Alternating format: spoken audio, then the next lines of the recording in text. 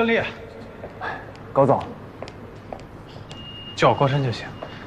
不是约了林墨去看办公室吗？怎么了？哎，已经看完了啊，他满意吗？那个是我朋友的房子，租金很便宜，而且他答应我了，3年之内不涨租，不会轻易赶你们走。哎，这都怪我。怎么了？说清楚呀！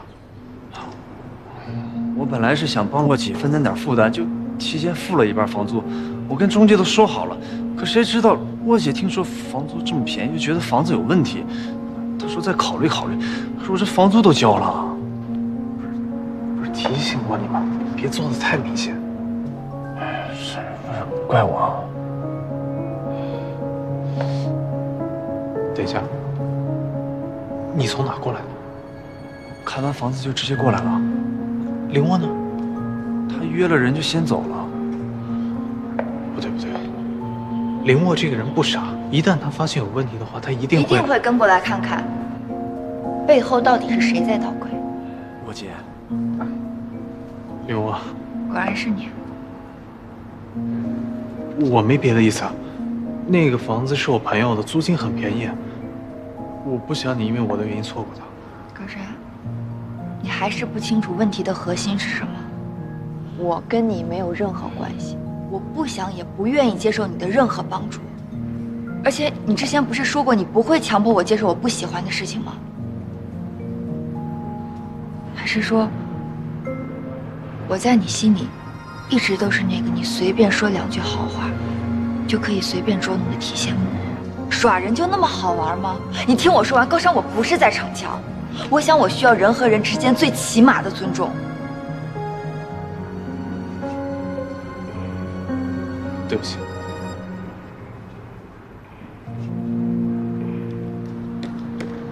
高山，你在这儿干嘛呀？孙林要骂人了。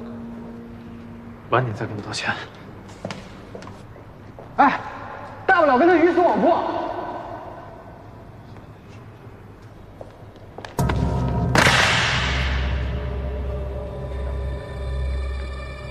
对不起啊，坏了的话我赔你。不用。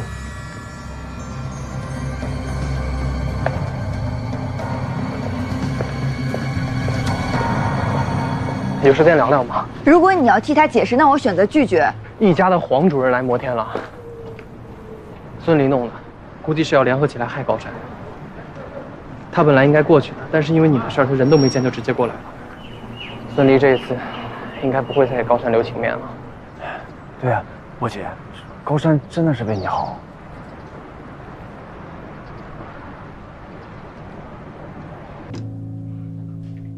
恭喜啊，高总！今后可得提拔提拔你兄弟啊！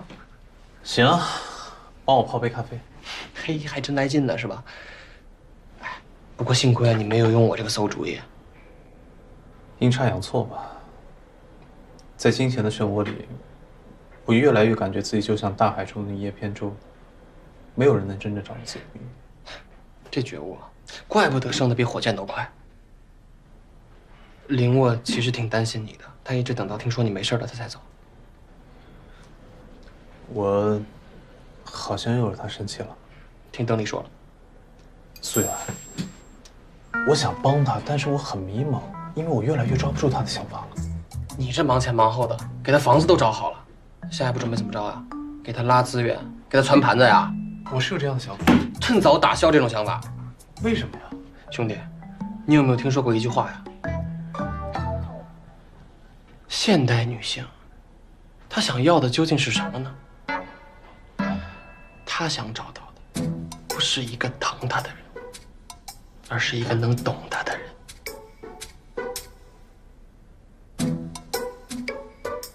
我愿意懂他呀，但是我更想疼他。咦，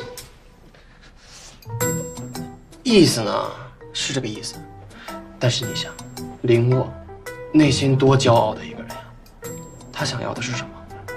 尊重。换作是你，你想靠自己去干一番事业，结果对方瞒着你把所有的事都干完了，你自卑不自卑啊？是不是觉得对方特瞧不上你？